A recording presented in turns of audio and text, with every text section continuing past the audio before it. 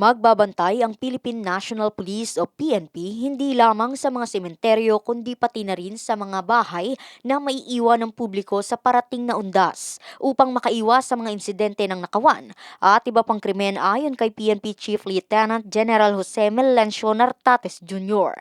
Batay kay Nartates, nakipag-ugnayan sila sa mga kapulisan ng barangay para sa pagtitibay ng proteksyon at seguridad ng mga ari-arian ng mga residenteng nasa probinsya o sementeryo.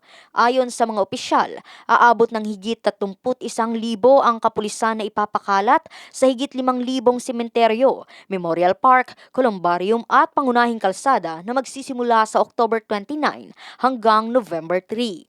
Bukod dito, makikibahagi rin sa pagtutok at pagbabantay ang halos 11,700 personnel mula sa Armed Forces of the Philippines, the Bureau of Fire Protection at Philippine Coast Guard.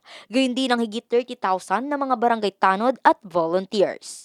Ayon pa sa PNP, kabilang sa kanilang paghahanda, magtatalaga rin sila ng 5,169 Police Assistance Desk upang gabayan at masiguro ang kaayusan at kaligtasan ng publiko sa paggunita ng parating na undas. Samantala, pinalakas rin ng PNP ang paggamit ng mga teknolohiya gaya ng mga CCTV networks, drone footages at iba pang mga devices na makakatulong sa seguridad ng mga individual sa mga transport terminals at maging sa mismong mga sementeryo.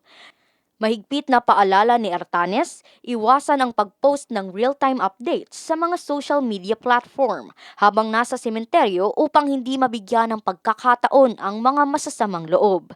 Dagdag pa ng hepe, hindi lamang ang mga pisikal na lugar ang dapat nilang tutukan, kundi pati na rin ang digital space sapagkat laganap na rin ang mga scammer o mga maling impormasyon dito. Rehabel Medina, nag-uulat para sa Golden Nation Network.